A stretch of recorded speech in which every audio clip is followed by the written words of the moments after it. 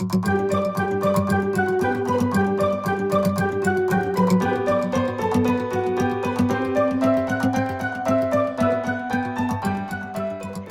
everyone, my name is Addie Mock and I'm a junior here at Indian Creek.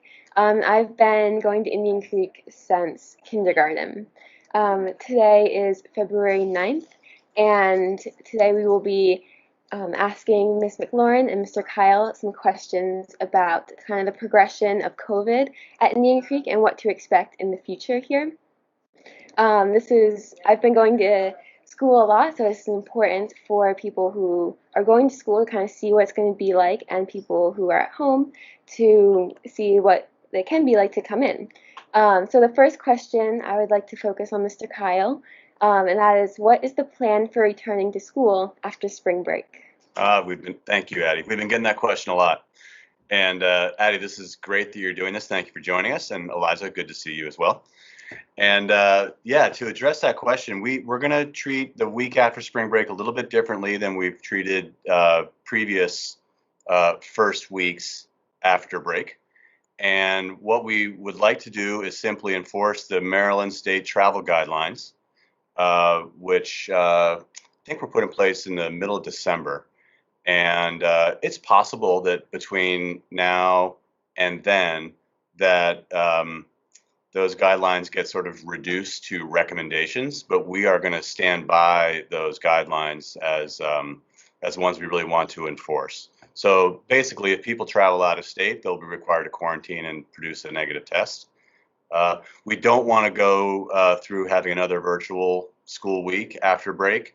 We also don't want to do another round of testing after break. I think we've proven in our other transitions from school break that we've been able to manage it all really well, and we're really confident that with this new approach, we're going to be safe too. Thank you. So the next question is, are Indian Creek teachers vaccinated? And does anything change as a result from this? Great, thanks, Addie. So at this point, somewhere around 70% of ICS teachers and staff have received their first dose of the COVID-19 vaccine, combination of the Moderna and Pfizer, depending on where they went. And many of us are scheduled to receive our second dose within the next week, which is really great news. Anne Arundel County has not prioritized non-public school teachers the same way other counties have right away. So we do have some teachers who have not yet gotten vaccinated, and we're sort of all hands on deck right now. A big shout out to our health team to get vaccinations for appointments for all of our colleagues. Really hopeful that will be within the next couple of weeks. To the second part of your question of will anything change as a result? Mainly no, and a little bit yes. So no, our protocols won't change. We will still enforce, of course, masking and distance and hand hygiene and ventilation and the Daily Magnus app and all of that. But the little bit yes is that there is a sense of reassurance and confidence and a little bit of relief from our colleagues. And that undoubtedly will be felt and make a little bit of a difference just in knowing that we're a little bit safer all being together. So a little bit yes, but our protocols won't change. Great. Yes, it's so exciting that we get to go this next step and everything. So, Ms. McLaurin again, will Indian Creek students require Indian Creek require students and teachers to get vaccinated to COVID-19? We've talked about this, and at this point, no. There's at the same time, there's a lot of emphasis and encouragement for all of our community to get vaccinated. There's a great video which we'll send out with Dr. Margaret Turner, who is on our medical advisory board, in which she's interviewing Dr. James Campbell, who was on the vaccine development team at University of Maryland.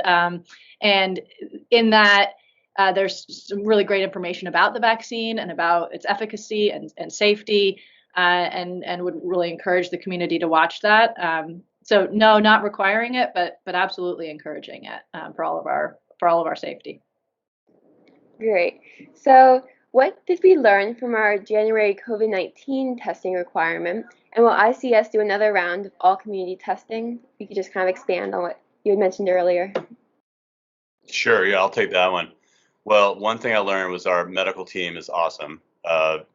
Ms. Malino and Mr. Turner and Ms. Harbison really worked overtime to make all that happen, and we were really lucky to have them, leading the way for us.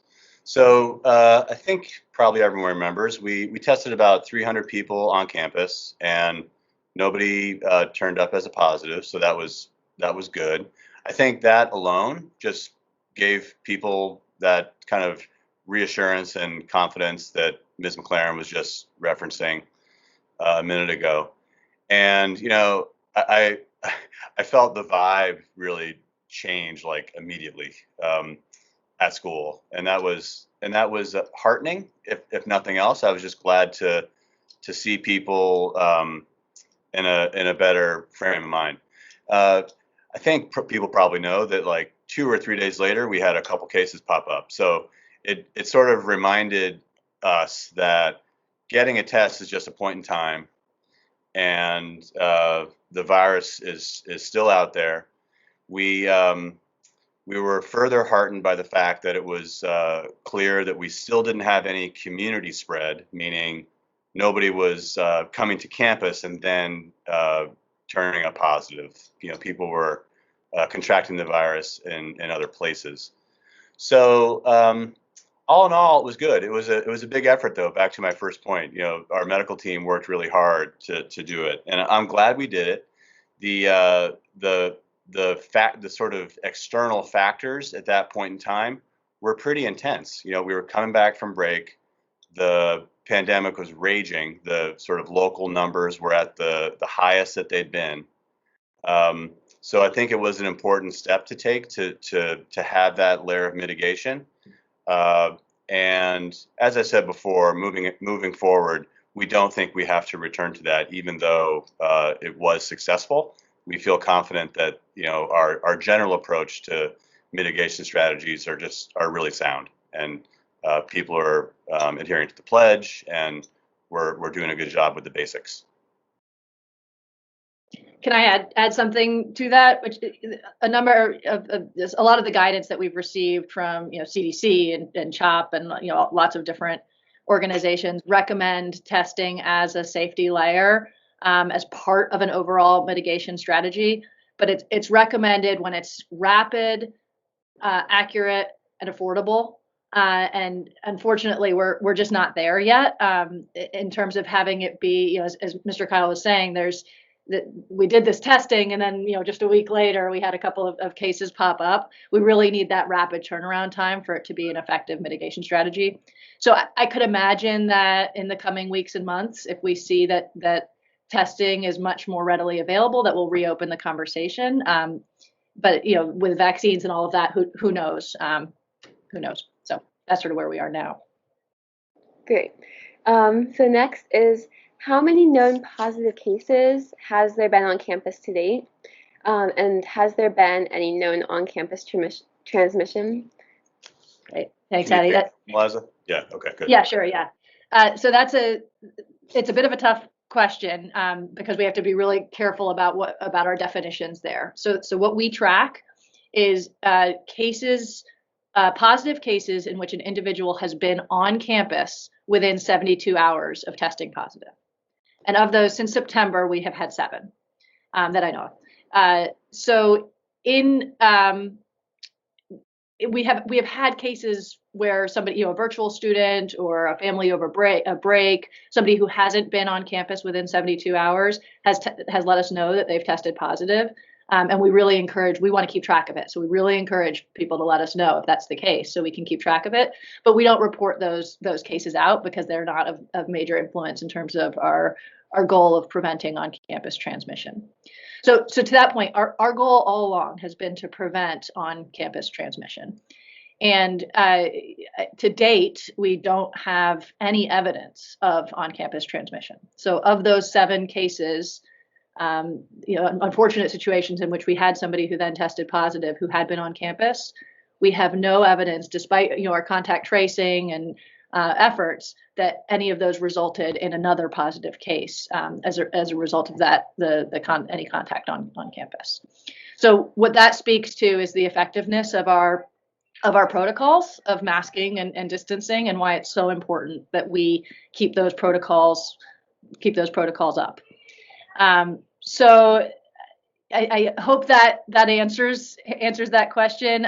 There's lots of really sort of interesting anecdotal stuff that we've learned. I think a lot of the cases that we've seen at school have mirrored what we're hearing in the broader community around older students and adults being more susceptible to COVID-19 than younger students. And so we've been watching, keeping close track of all of that as well. But main point, I'm glad to say that we don't have any evidence of on-campus transmission to date.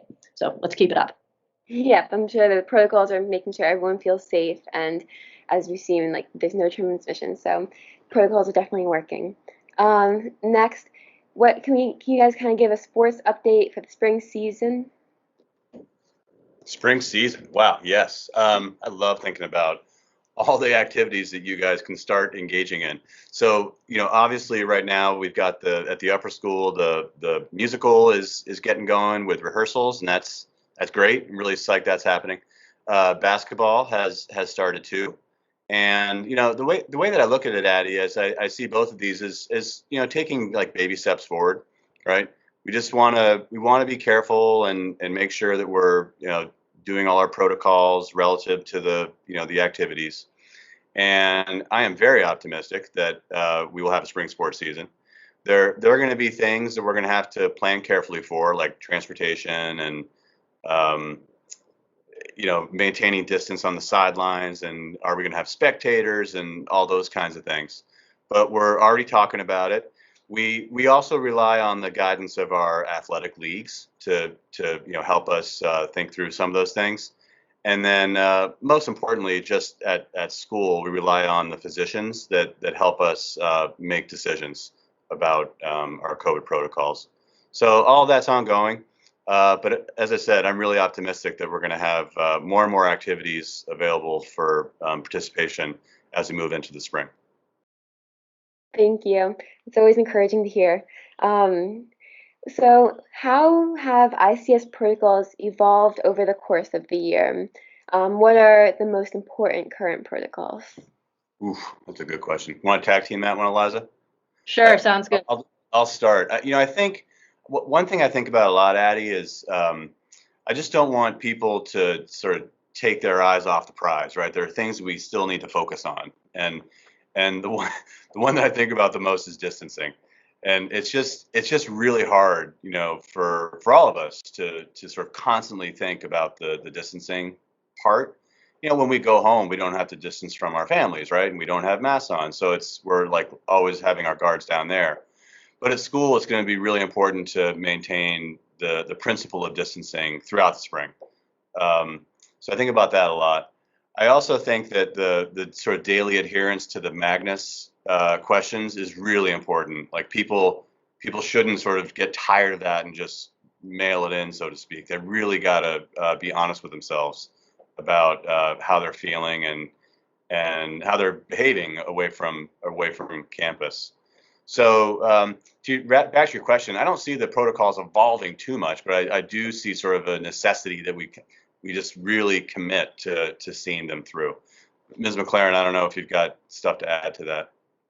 Sure. I think I'll just do kind of the overview of those protocols. And one of the things I'm proud of, and again, want to credit our health and safety team with, is the extent to which, given the information that we had last summer, the extent to which they got it right, and that we're still implementing those protocols and still finding them to be effective is really impressive.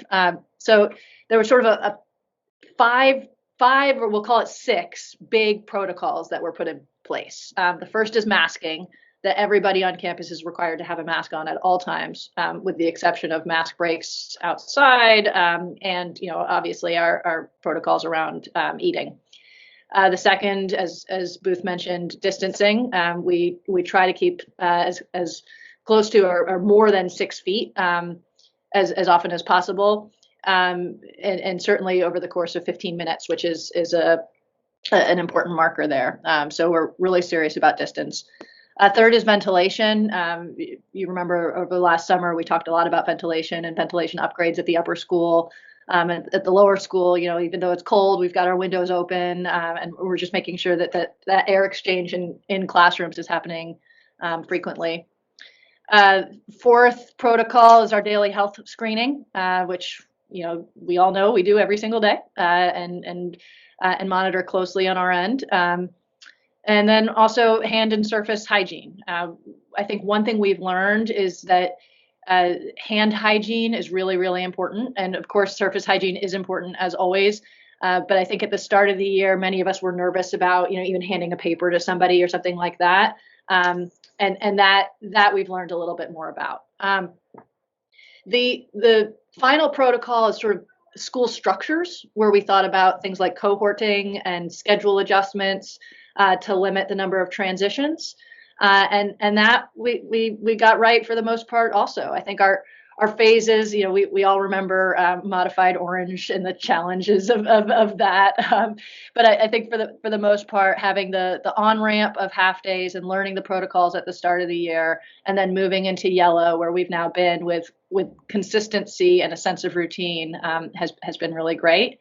And now we get the opportunity to kind of dream and hope and be optimistic about what green might look like, whether that's with any luck sometime this spring, but certainly as we look and plan for next year.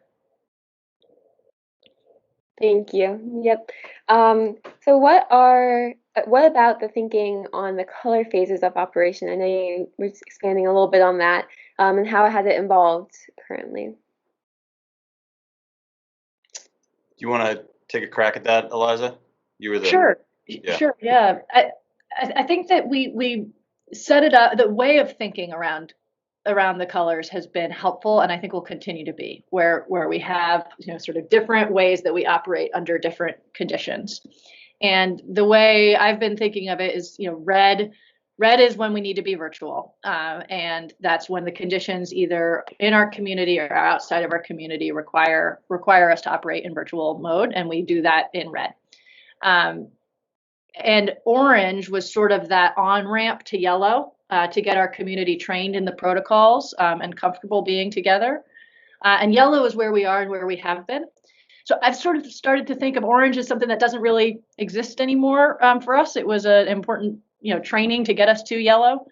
And then green is what we get to think about now of what does it look like, when a large portion of our community is vaccinated, or when cases drop, to a level that allows us to open up a little bit more. And so that's really not that defined for us yet. We're working on that. But I think it's important to still have those different ways of operating depending on what the circumstances are. And the last thing I'll say is it's really helpful that aligns with the guidance we're receiving from CDC. And I understand that there's some updated guidance coming that's also aligned to these kinds of different conditions, and how you should react to those conditions. So it's a helpful framework. Yeah. I'll just add and just really reinforce what Ms. McLaren just said, that orange was like one of those little baby steps or half step that we just needed to do to ensure that we were approaching things the right way. The way I look at orange is we'll never see it again. It's not, because we know how to do all the stuff that we're doing. So it was a little bit confusing with the half days and all that stuff, but it was kind of necessary just to get through that. And then now that we operate in this yellow status, it's pretty much standard fare, and it's we know how to do it. People do it well, and we're safe and sound. So Yeah, the orange was definitely an important learning experience. So who and kind of what is advising and guiding ICS decision making? Mr. Kyle, if you could take that. Yeah. one. So the decision makers are really the administrators. So you can imagine people like Mr. McCormick and Ms. Malkowski and Ms. McLaren and me and others. We really make the decisions about everything, but we get really good and wise counsel from this medical advisory committee, we refer to them as. And they're a group of 5 physicians, and they all are connected to ICS in some way.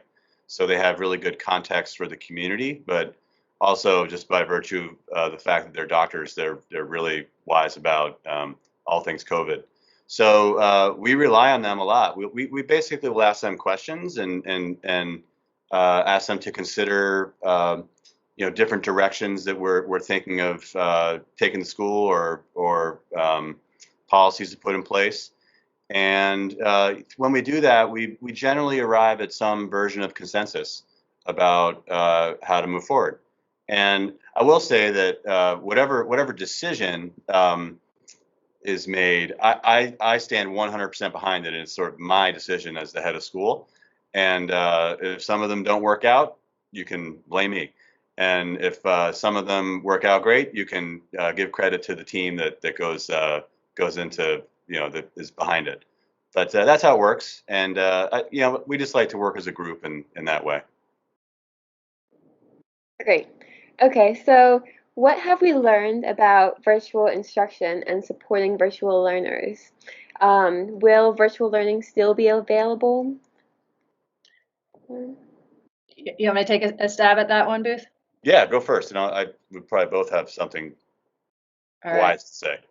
I'll just also say, as thinking about what you just said, was kind of a textbook advice around leadership. So I hope our students who are watching this heard Mr. Kyle's comments about how, as a leader, he's making decisions and taking ownership of them, and then also distributing credit for them. I really enjoyed hearing that. So thinking about virtual instruction, we could have a whole long conversation about everything that we've learned since last March about virtual instruction and ways that we're supporting virtual students. And I think that the short answer is that it's very different in the lower school than it is in the upper school. And a lot of it has to do with how we use materials and how we deliver instruction and have conversations.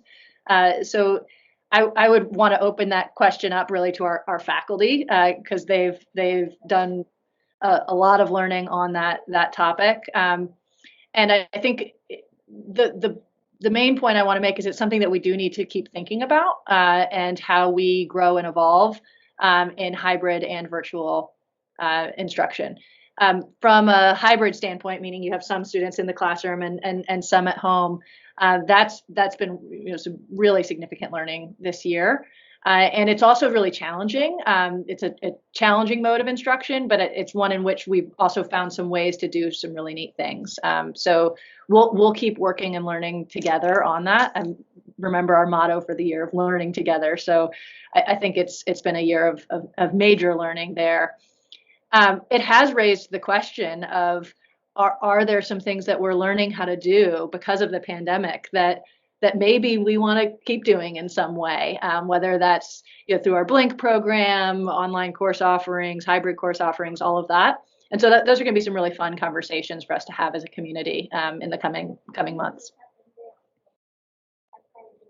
Yeah, we'll continue to evolve. And short answer is, I think virtual instruction in one form or another is here to stay. It'll be something that over time is probably blended into everyone's experience. And luckily, ICS has been doing it for a long time via the Blink program, and I think that we've got a pretty evolved sense of where it could head. And long story short, though, I hope that in the fall we open up and we're all back on campus and doing what we would like to be doing together. But if we have to pivot and do something different than that, we'll be ready to do it. One specific thing I'll add is our use of learning management systems and the way in which we're sharing materials and opportunities online and assignments online. I think that's here to stay. The advances that we've made there, and we were using learning management systems before COVID, but I think the strategies and the consistency and the coordination across classes, that's really important, and we'll stick with it. Great. The last question I have for you guys is, what considerations are being made at this point for the 2021 to 2022 school year? And kind of from what we've learned so far, would you consider changing anything that we did this year for next year?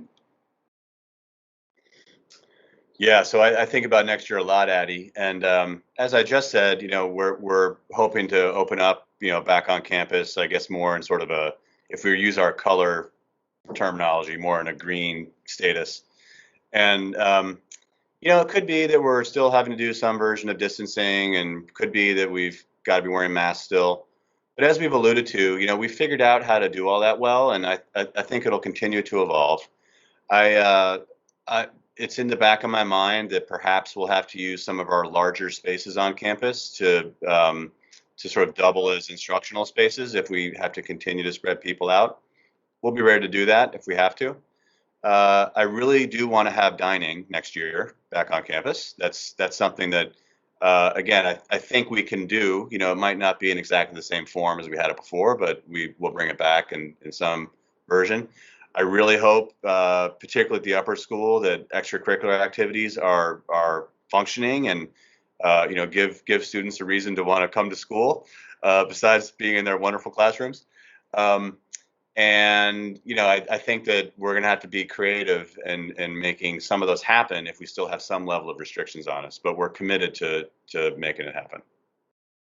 I think I'll just add two things. First is that we want to create as many joyful and positive reasons to come to school as possible. And so as we're thinking about next year and our protocols and what restraints might be, I think we've learned so much this year, and I'm really hopeful about our ability to do that and to make it just a really positive experience for all students on campus all the time. I think we're there. The other thing I'll say is just that it's great to be thinking about this now, and as a community to be thinking about it. And it's a welcome change from last year when we all had sort of a week to go from in person to virtual school to having a lot more time. So I'm excited that this is a community-wide effort in planning, and just thankful for everybody who's contributing to that effort. So. Thank you guys all for your time today, and I hope this is helpful to everyone kind of figuring out what they're to expect next year and what to expect in continuing this year. So thank you guys.